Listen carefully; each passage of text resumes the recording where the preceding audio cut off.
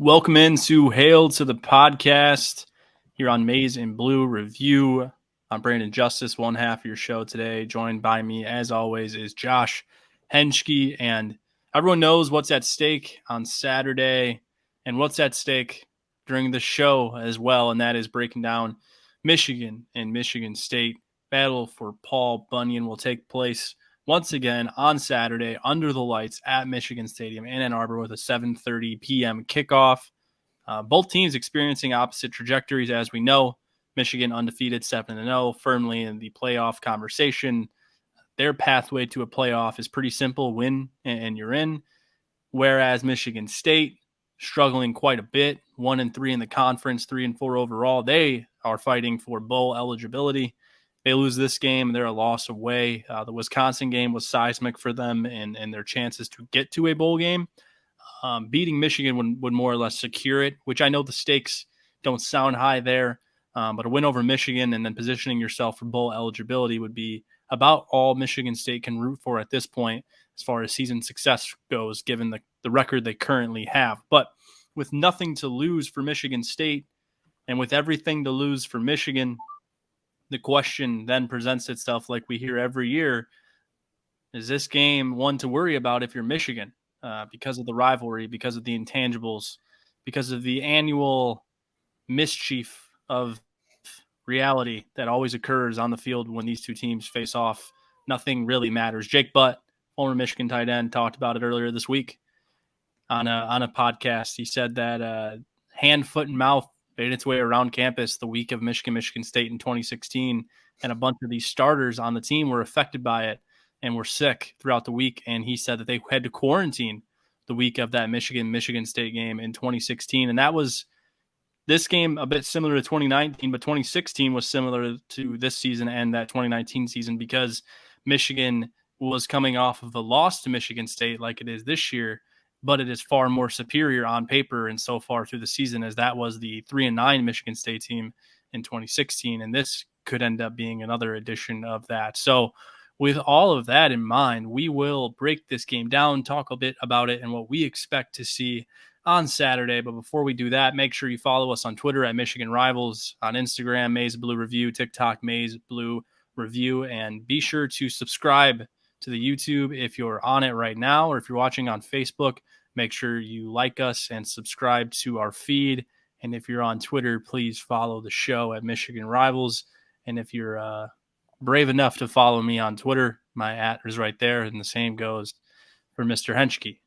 Speaking of the devil, Mr. Henschke, how are you? What are you thinking about? What's the vibe like for you surrounding this game on Saturday? Seems like a bit of a weird rivalry week. There really just hasn't been much chatter, no bulletin board material from either side.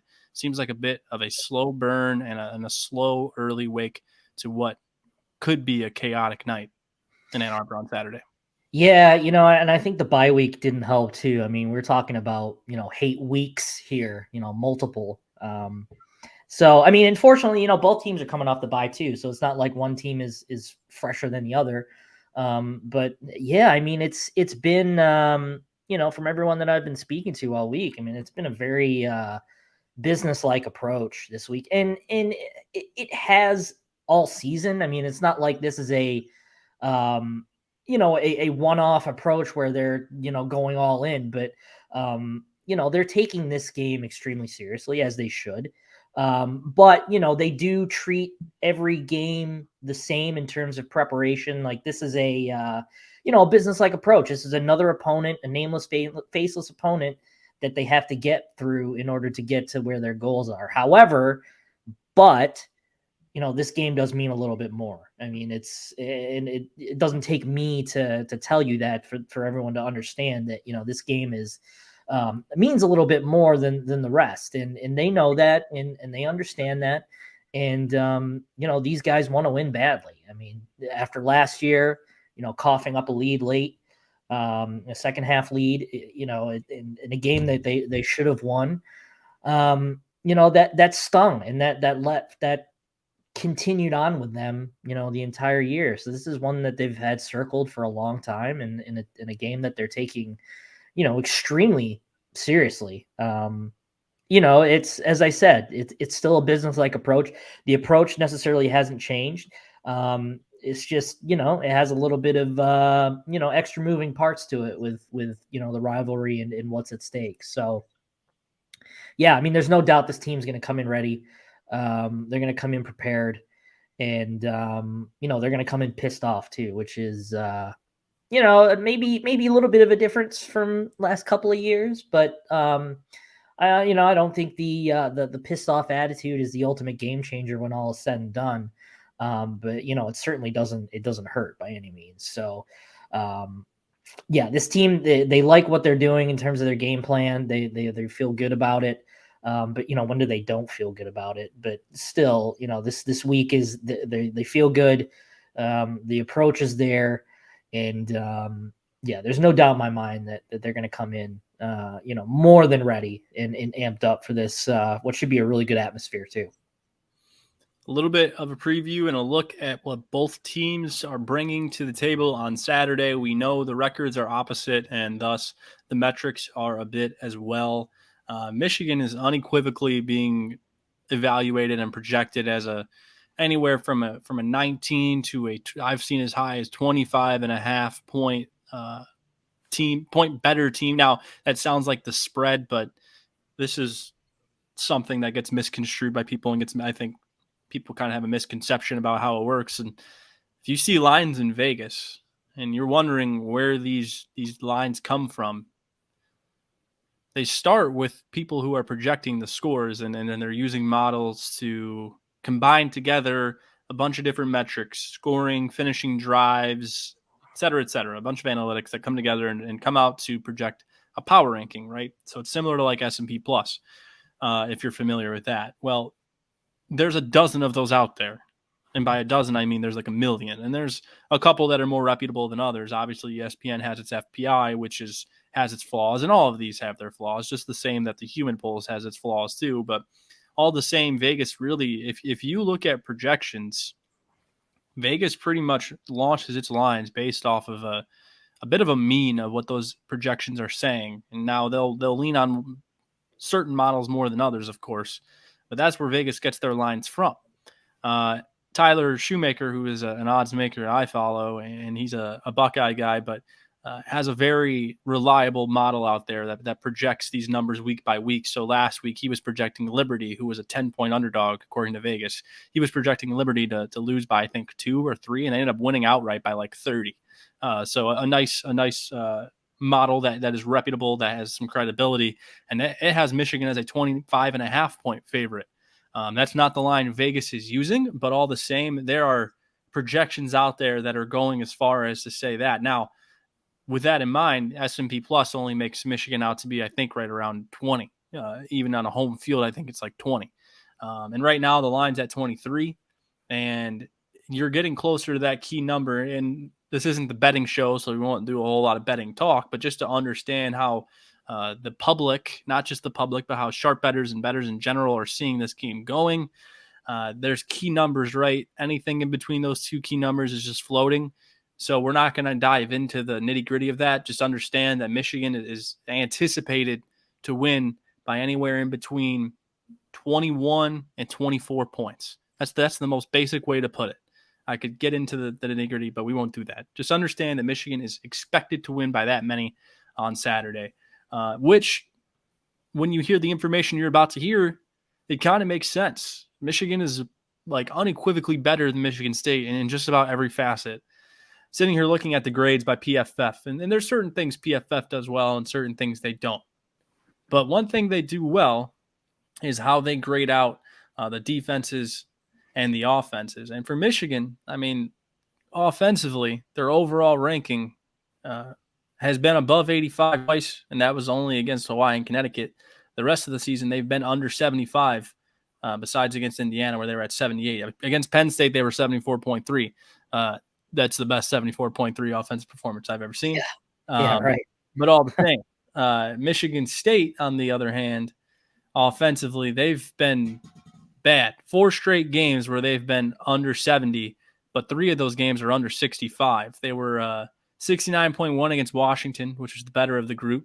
Or I'm sorry, I had that messed up. Wisconsin, they were 74.2 offensively. Of course, that was a double overtime game, and that aids to it. But against Maryland, against Ohio State, and against Minnesota, Michigan State really struggled. So we're going to see a Michigan State team that we're trying everything we can to come up with as to why and how they're going to challenge Michigan based on the metrics.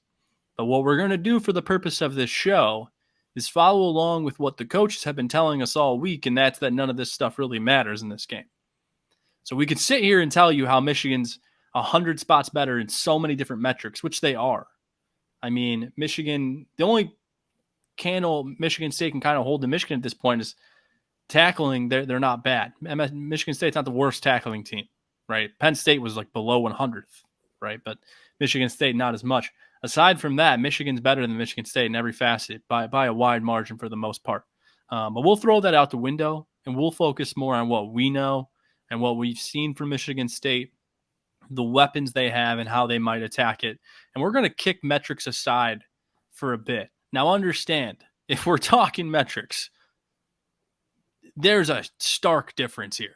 Stark. So I guess, Josh, what are some of the factors that go into a game like this where you know you're unequivocally better and you know you have every right to beat the brakes off the team that's about to walk in, but you know that how this game has gone over these last few years. I mean, the last time the Spartans walked into Michigan Stadium as 20-point underdogs, they won the game outright. Now, granted, two totally different teams, 2020, yada, yada. Either way, it's happened before, right? Yeah. Trouble with the snap has happened before.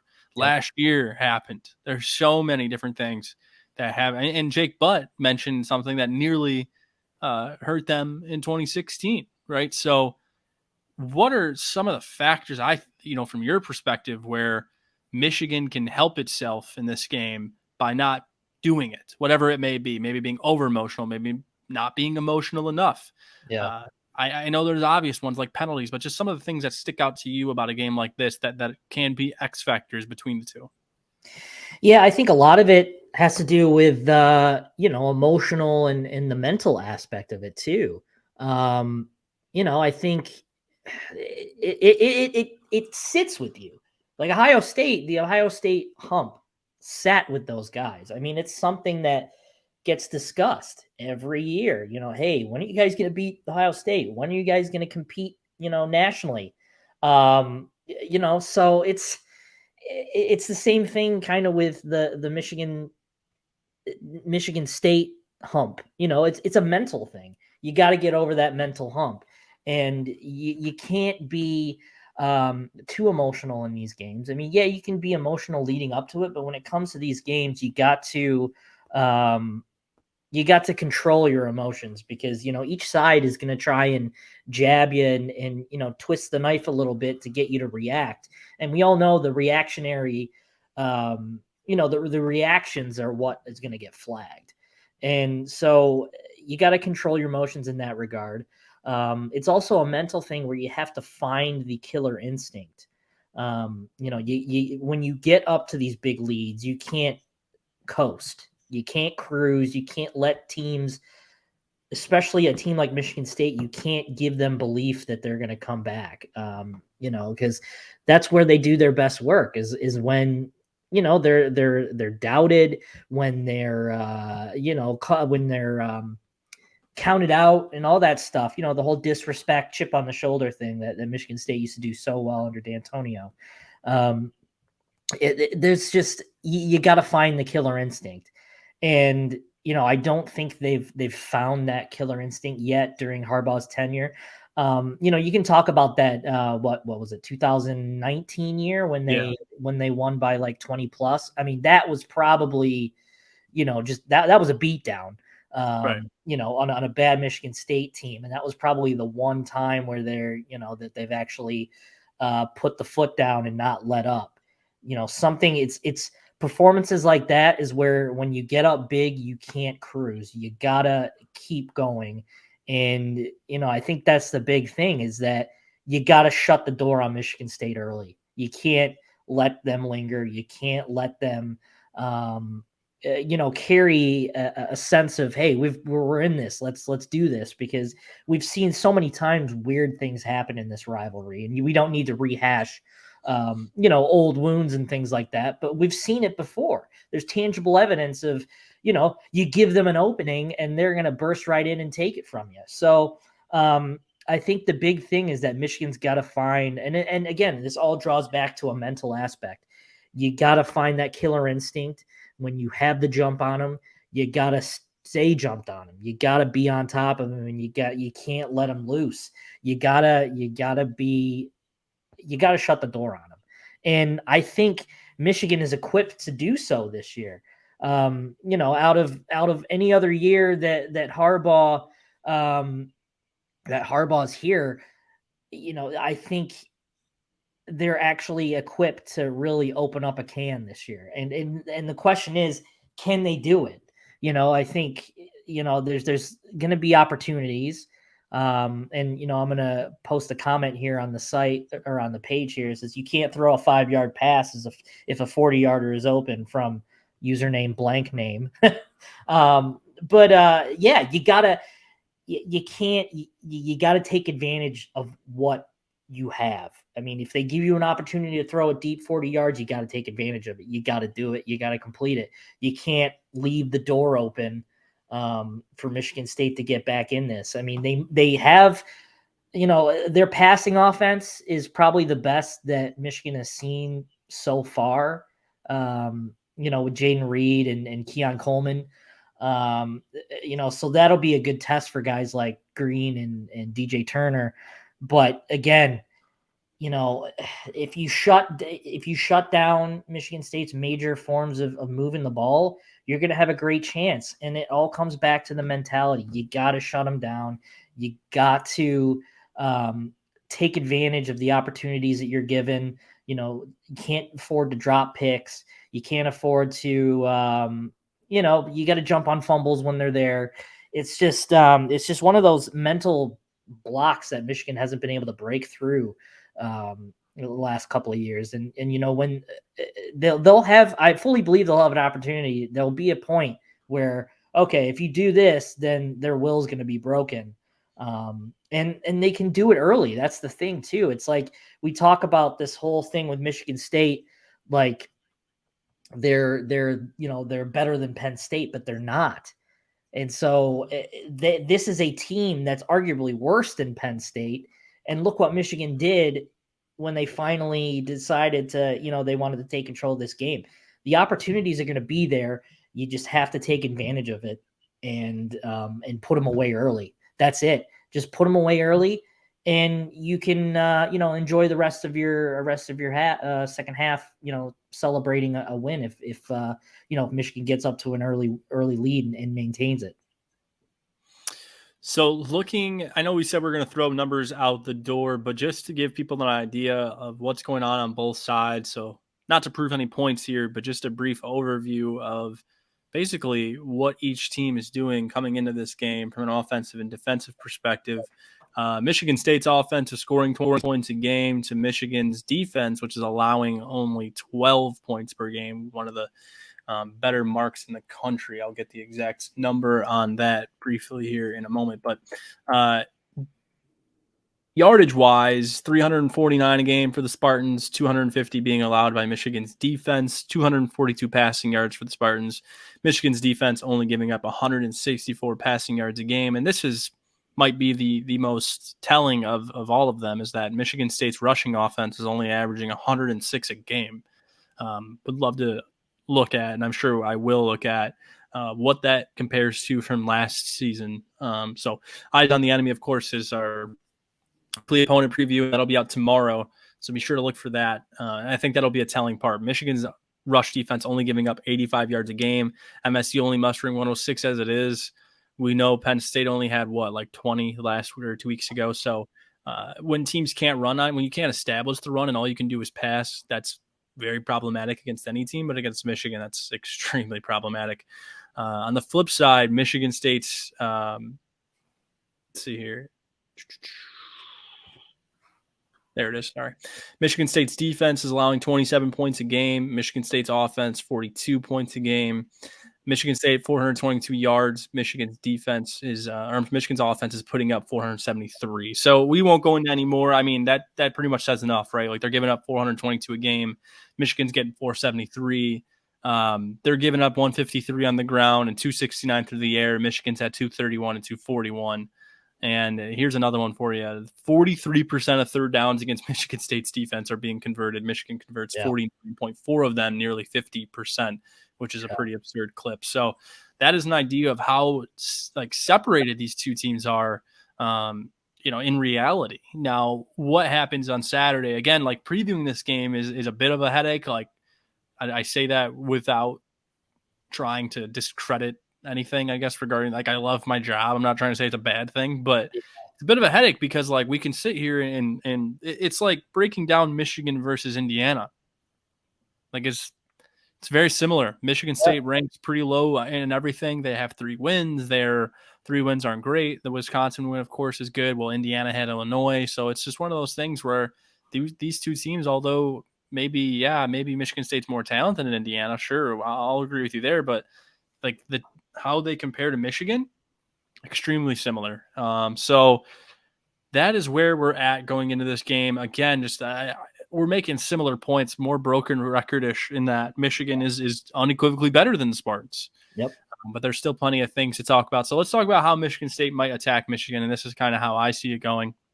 You already mentioned Jayden Reed. Well, Michigan has a flaw. Michigan's defense has one big flaw, and that's its linebackers and pass coverage. We've known that throughout the year. We saw that most evident against Iowa, I would say, where they allowed. Now, I want to make it clear, like a lot of people are making a point that because Michigan allowed 243 passing yards against Iowa, that CJ Stroud's going to go for like 750 against Michigan. But if anyone watched that game, like, yes, Iowa had more passing success than it should have, and that was because of what they were doing, leaking out the running backs and the tight ends on a lot of the play fakes. But if you watch the second half, Michigan ran a prevent defense and kept everything in front of them and allowed Iowa to throw as many chip shots as they wanted to, as long as they weren't making the big play. And again, they scored a touchdown with a minute and a half left in the game, Iowa did, and drove down the field with Michigan. They had their second team in. So, it's a bit of a flawed number. But all the same, Michigan's linebackers have not been good in coverage. The best ranked or the best graded the best graded linebacker in pass coverage for Michigan is Michael Barrett, who's like 140th among qualifying linebackers, and Junior Colson, who's the better and the best linebacker in the room. Granted, young, but still the best and most talented. He's below that, over at 190, I think 191st. So they don't have good coverage from their linebackers. And a guy like Jayden Reed can blow that up. I know he's a deep threat, but if Michigan State opts to use him more underneath and gets him in the middle against a lot of what Michigan does with its linebackers, which is blitzing, then you're going to see a lot of crossing routes work out for them, maybe some mesh concepts and some easy stuff for Peyton Thorne to kind of chip. Because here's the thing about Peyton Thorne. I know he hasn't had the best season, and I know that Michigan State's had a rough year, but he's coming off a game where he played pretty well. I mean, Peyton Thorne had, I think, 243 yards against Wisconsin. Let's see here. Yeah, he had 243 yards against Wisconsin. So he's coming off a really good game. He's been playing good. Yeah, he's 265, and he went 21 to 28. So he's 75% completion percentage, throwing at almost 10 yards per attempt.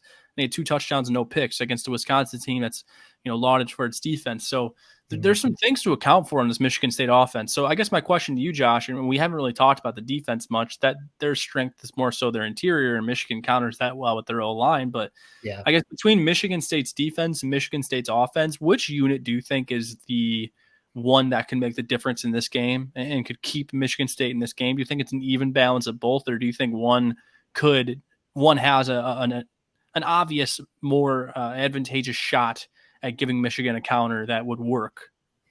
Yeah, I think I get the sense that they're going to come in and sell out completely to stop Michigan's running game, because we haven't really seen what Michigan is when the running game is shut down. You can kind of mention that Iowa, that they weren't exactly, efficient on the ground. Indiana, it wasn't exactly efficient until the end of the game. Oh man, excuse me, got the hiccups here. At the end of the game, but we haven't seen what happens when Blake Corum is just effectively shut down, and Donovan Edwards as well. I think that they're going to come in and do that? No, but I think they have the guys and the ability to kind of limit the running game a little bit, at least at the early stages, because Michigan the offensive line does such a good job of wearing out offenses, or wearing out defenses. Just with their attack, they chip away, and then finally they find that crack that just just disassembles the whole thing. And that's when Blake Corum and Donovan Edwards go back-to-back touchdowns, for 60 yards. So I don't get the sense that they will just effectively shut down the run game all game, because I think Michigan, just the way how they operate on offense, they're going to keep the ball. They're going to keep Michigan State's defense on the field. But, I have no doubts that the defense is going to sell out to stop the run. And that brings up the point too, is then, we all know, the big talking point about Michigan State's defense is they can't defend the pass. And so, what happens there? Do you try to, play the game more equally, where you can, you're trying to do both, to stop the run or the pass, and then give up a chance to, have Blake Corum run all over you? Do you stop the run and then allow your pretty bad coverage corners to get thrown on by some experienced wide receivers and JJ McCarthy? Or do you try to stop the pass and defend and leave kind of, allow Blake Corum and Donovan to do what they do? So it's kind of a deadly combo there, a damned if you do, damned if you don't. So that's another reason why I think Michigan's going to be successful against Michigan State on Saturday. But I think the one big thing that they've got going for them is they have a really strong front seven. Jacoby Windmon is an NFL player. There's no doubt. So I think they've got enough cavalry there to at least make an impact on what Michigan wants to do in the run game early. I just don't think they'd be able to sustain it, because I just think Michigan's offensive line is just so good, and it does such a great job of just wearing people down. So, and there's plenty of points to make on offense, especially as you mentioned, linebackers as well. There's opportunities there for these short little quick passes, because Michigan State's wide receivers are so quick and good that they can get out on you for big gains. But I think the Michigan State's defensive side, their defensive game plan is going to be telling here of what they want to do. And I think that's ultimately going to be the big decider in this one of whether they can make things interesting, whether they shut down the run game completely, or whether this is just going to be a complete blowout. Starting to look more and more like the latter, the deeper we dive. But again, if Jim Harbaugh is telling you to stop paying attention to the numbers, you probably take that advice, because this one's just tough, man, because the more and more we talk about it, the harder and harder it gets to make a case for Michigan State. But I do think that they have the personnel to give Michigan fits, just because of the speed and athleticism they have offensively. And if they can get out into space, they're able to do some things against Michigan's linebackers in coverage, where I think that it's becomes redundant, is that if Michigan kind of keys in on that, I don't know what else Michigan State can counter that Michigan does, because the pass rush is strong for Michigan and it's creative. So it's not just relying upon the tackle play, which I haven't been able to look at the film close enough to see how good or how bad Michigan State's offensive line play is. PFF doesn't think it's that bad. The pass blocking has been relatively good against Minnesota. The pass block at a 92.5 grade. That's pretty awesome against them. Unfortunately, against Ohio State at a 58.8 grade, and against Wisconsin at a 51.8 grade. So I don't know what to make of it, and against Washington, 77.9. The run blocking's been terrible in conference, 59, 54, 56, and 54 against Big Ten opponents that are formidable. Against Maryland, I got a 75.7. I should add them in there too. But aside from that, pretty bad, right? So what can they counter against Michigan? I think, again, like what we talked about with the linebackers and coverage, but if Michigan keys in on that, where do they go? I don't think they're going to be able to protect Peyton Thorne enough. I don't think Michigan – now, it kind of all comes back to this. Like, at the end of the day, Michigan State's probably going to 50-50 ball this to death, and they're going to live or die by that. And that's kind of where I'm at with it. That's what this game is. This game is a 50-50 ball, right? Like that's what it's pretty much become for Michigan State. So I think that's what they're going to inevitably embody on the field. They know that this game is there's nothing to lose. If they lose this game, no one's going to think differently about what they thought before Michigan State walked in there. Everyone knows they're a bad team. That's not going to change. Now, if Michigan kicks the hell out of them, that's one thing, right? Yeah. But if they can walk out, and I know we always kind of like make fun of Michigan State for the whole defeated with dignity headline from a few years back, but like realistically, like that's their best case scenario this weekend is that they walk out of there with that. Now, of course, they want to win the ball game, but as far as like realistic things go, if they don't win the game and they lose by 17, I don't think anyone's going to be upset. I don't think Mel Tucker's going to be fired, right? So, with that in mind, it kind of all goes back down to that 50-50 ball. They lived and died by that against Wisconsin, and it worked for them. And they could have won that game 10 times before they inevitably did, but all the same, it worked for them. And it's what worked for them in 2020 when they came into Michigan and beat them. It's all Rocky Lombardi did all day was throw 50-50 balls. I mean, we saw some of the best coverage Jamon Green had that year in that game and still could not. It just like something was in the air, and that's how this game goes. It sounds silly. It sounds storybook. It sounds cliche. It sounds like we're just trying to create a narrative, but there's always something weird in the air in this game. So I think Michigan State ultimately, we talk about all these things that they can do, which there are very few. I think ultimately they go to those 50-50 balls as their best chance at a win in a game that feels like a 50-50 ball itself. Aside from that, what does Michigan State do good? Again, pass block's not bad. The receivers are really good, and the defensive line is really strong.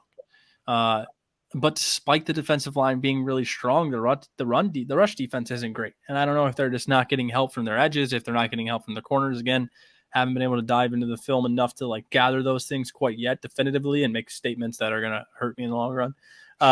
But it's just one of those things where like they had a 44.7 rush grade against Ohio State. How's that going to translate at Michigan Stadium against Michigan? Like not great, probably. So again, we sit here and we go over it, and it's a 50-50 ball to me for Michigan State. That's the only way they could win this game. And it's not sitting here like making bulletin board material or anything. It's just a pure fact.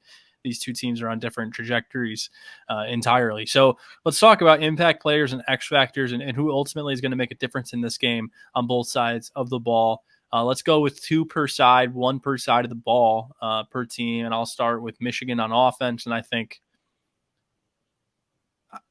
it's obviously Blake Corum. I mean, last year with Kenneth Walker and this year is Blake Corum. I thoroughly believe that. And I think Blake Corum is one of those kinds of dudes, man. Like we've talked with him a ton this year from a media standpoint. He's always been a good talker and always has made his way to the podium with media stuff over the last couple of years. And he's just one of those guys that I think he's gone to bed at night. Now we all know the story. And if you don't, once Michigan got home last year from East Lansing after the loss, the first thing Blake Corum did was get off the bus and go to the weight room. And that kind of shows the kind of guy he is. But I think in a game like this, he's lost sleep over the fact that Kenneth Walker single-handedly won that game last year. I think the offense did everything it could. Now, granted, Corum had the fumble from JJ, right? Yeah. Well, who's that quarterback? It just feels like one of those games where these guys they feel like they were the problem last year in this game, namely JJ and Blake. And I think that together being the stars of this game or stars of this team this year offensively, now granted, there's a million other things that go into winning a game and playing a game. But if you don't, I thoroughly believe those things resonate and are primary factors of motivation in this game. So I think it's the Blake Corum game offensively. Who do you see as an impact player offensively? I know it might be Blake anyway, but if not, who do you see and why? Well, I mean, my first choice would have been Blake, of course, but I think JJ McCarthy is mine. Michigan State is going to try and limit Blake Corum as best as they possibly can. And there's going to be opportunities where, they're going to practically beg JJ to, beat them with his arm. And I think he's fully capable of that. If he can avoid some of the wild mistakes that he had against Penn State, and I'd still consider that pass that he floated up the Corum against Penn State a mistake because he should have never thrown that ball. He was very fortunate to find a receiver, but if he can kind of control, his play and limit those wild throws, I think there's going to be an opportunity there for some big plays. It's just they have to hit on them. And so I think Corum is going to be, well, obviously Corum's going to be involved, but JJ McCarthy is going to be a big factor in this game. And, that very well could come down to whether, it makes or breaks a game. I mean, that goes for both quarterbacks too. I think, Peyton Thorne's success will really determine whether he'd be able to get the ball to his receivers. I think, that's obviously a conversation for the defensive side, but it's very much the same way for McCarthy. There's a chance here for JJ to really to cement his legacy as a guy that people will remember for a very long time if he finds an immense amount of success against Michigan State on Saturday. No doubt about it. This game and his team kind of runs through JJ and just, I think, who he is and everything as a leader.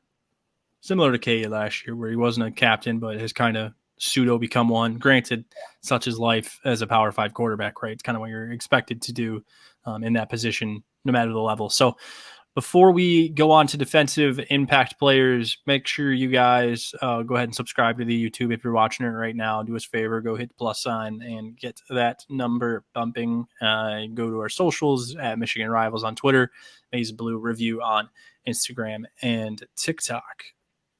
Now, defensively, we'll talk about Michigan State in a second, but we'll stick to Michigan here with impact players.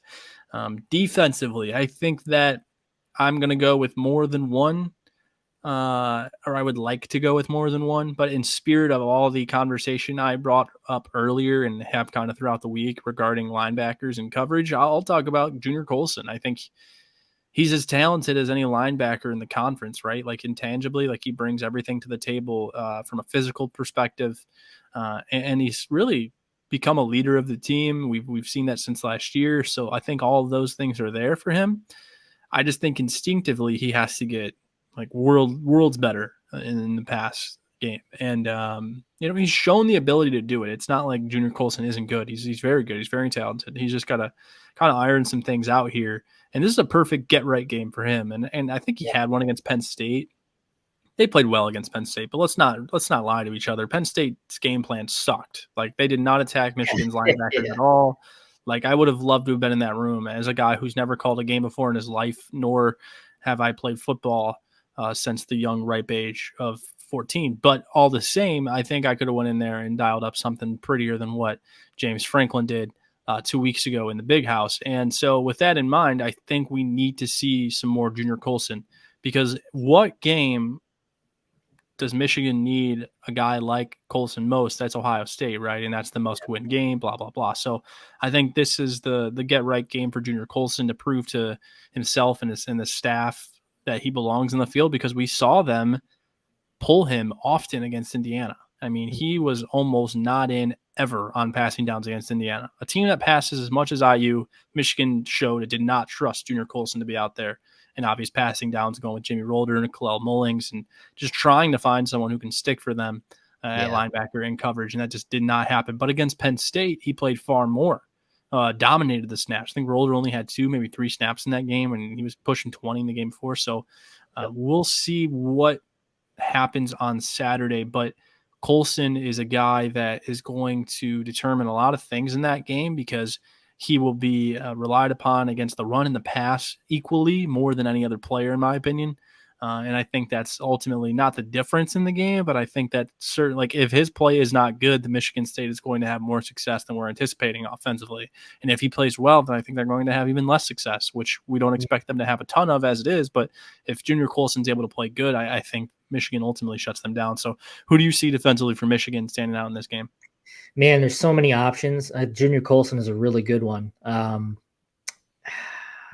that's tough. I mean, I guess mine would be Mike Morris. I think he has the opportunity to be the guy on the defensive line, right? And he's shown that he's capable of it. But these type of games is where you cement yourself and your name in lore. And another really strong game from him typically would probably bode well for Michigan's chances on Saturday. I mean, and of course, you could pick any defensive back that you wanted out of that group, and it would be a good argument too.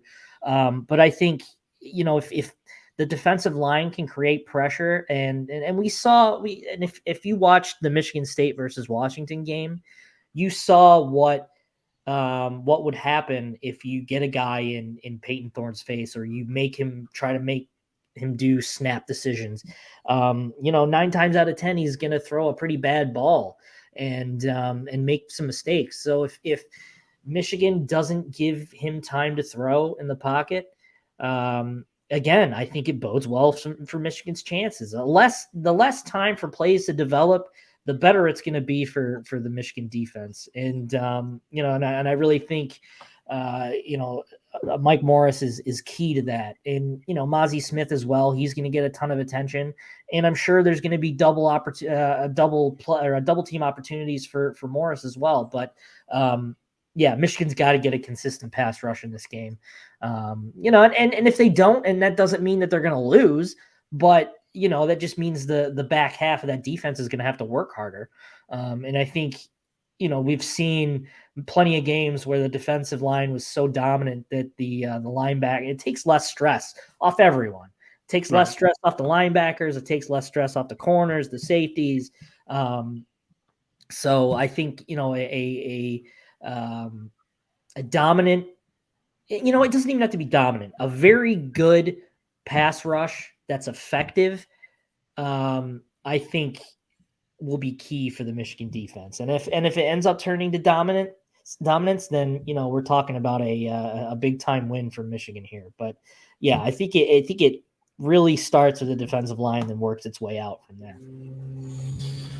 All right, so we are going to dive into briefly here Michigan State and what they're going to bring to the table offensively and defensively before we wrap up the show. Offensively, I think we can both agree. Do you think it's going to be a combination of Thorne and Reed, or do you want to pick one of those two? Yeah, Thorne, Reed, Keon Coleman. I mean, they're not going to do it in the rushing game. I would be shocked if they had a successful rushing attack. I think it's going to be I think they're going to run into a brick wall. It's going to be like that scene in Harry Potter where he tries to go to 9 3/4 and he just runs right into the brick wall. Honestly, like that just we could sit here and talk about how this game is going to break out, but all signs point towards being a bad day. Well, we already mentioned, I think it's the defensive line for Michigan State defensively. We can agree on that. I mean, those two things seem evident, right? How do we see this game shaking out? Where am I at with it? I mean, Michigan is a really good team. I think Paul Feinbaum, I cannot believe these words are coming out of my mouth. I think Paul Feinbaum made a good point the other day on ESPN. He said that Michigan is just a team that won't go away no matter what he or anyone else says. And that's a really good way to describe Michigan because they have been – we got to think about this, guys. And I know that they don't care about what people think about them, so don't think this is like a motivational tool for me to say or anything. But, like, Michigan's been counted out since November of probably October of 2020. People are you guys got to believe this, or you can believe it or you don't have to believe it. There are still people out there that think this is the same program that it was in 2020. And there are still people hawking that last year was a fluky year for Michigan. I feel like now at this point, especially after the Penn State blowout, we've seen that corner turn far more than ever before this season and really over the last year. And now, granted, Michigan beat Ohio State last year, won the Big Ten championship. But after that Penn State game last 2 weeks ago, you're talking about, let's see here, 19. So Michigan's won 17 of 19 now, dating back to last year. So 17-2 in their last 19 games. They haven't lost at home since the war. I mean, they've been winning inside the big house since like the beginning of time, it seems like, under Harbaugh.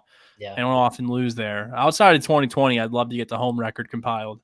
But again, I mean, they're undefeated this year, undefeated at home. So how do I see this game shaking out? Well, Michigan's at home, and Michigan is literally like, they're impossible at home.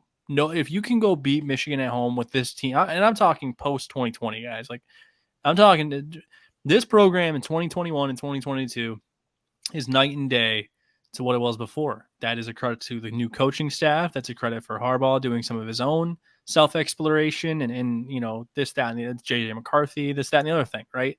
But this, and I get it, Michigan State is weird, and this game is weird, and there's things in the air, and anything can happen. But Michigan at home against an inferior opponent under Jim Harbaugh is an automatic cover. I think Michigan rolls. I don't want to sit here and act like it's not.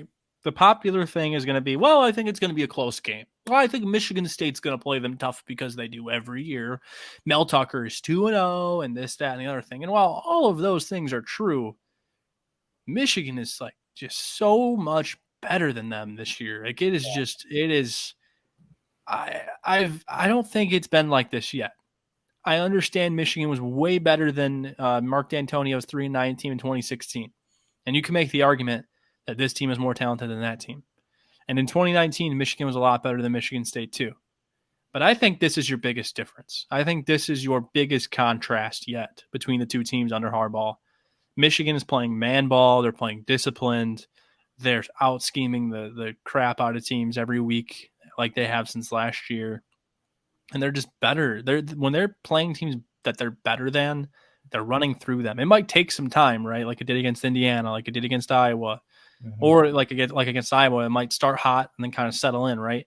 But either way, Michigan executes their game plan really well. Their scripted drives have gone really well. And Michigan State's just the opposite, man. They're just like spinning around and hoping for the best. Like the Wisconsin game was won and lost by both teams 10 times before the game finally ended. Those were just two bad teams playing hokey pokey until there was a winner.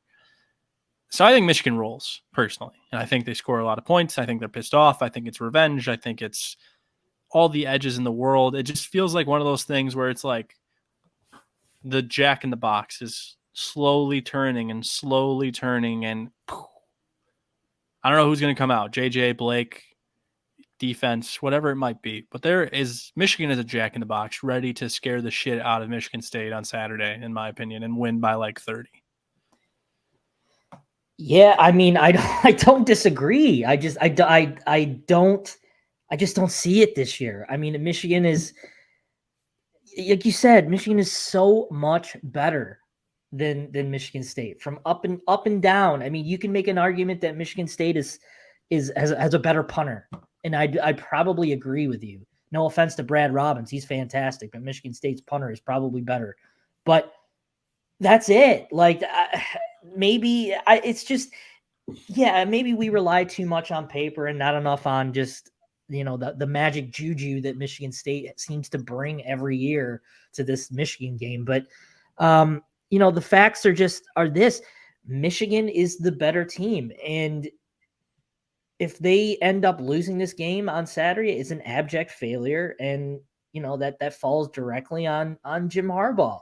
But I just don't see a situation where Michigan loses this game from, as you said, from everything that you mentioned, from last year to a game that Michigan thoroughly outplayed Michigan State, aside the fact that, Kenneth Walker exists. Take him away, and that game is completely different. But, a loss is a loss. And I just think that this team is going to come in far more prepared than ever before, and they're ready, like as you said, they're ready to take this to a new level and finally, not necessarily slay the dragon, but get over this mental hump of losing to an inferior Michigan State team. And they were inferior last year, and they were inferior in 2020, but somehow they still managed to win. I just don't see this happening. And I do think Michigan rolls, and I've got them winning around, 31-17 ish. That's kind of my prediction. I think Michigan State will score late, but I don't think the score is going to reflect of what we will see on the field on Saturday. I just think Michigan up and down the roster is just so much better. They'd have to play their worst football of the year, to make this interesting. And I just don't see that happening when they've got so many goals in front of them that they want to achieve. And this one is number one on their list right now. Michigan State, beat them. Next one, beat Ohio State, win the Big Ten, go to the playoff, win a championship. And this is number one on their list. And in order to get to the last three, they got to do the first one. And I think they've really grasped that idea.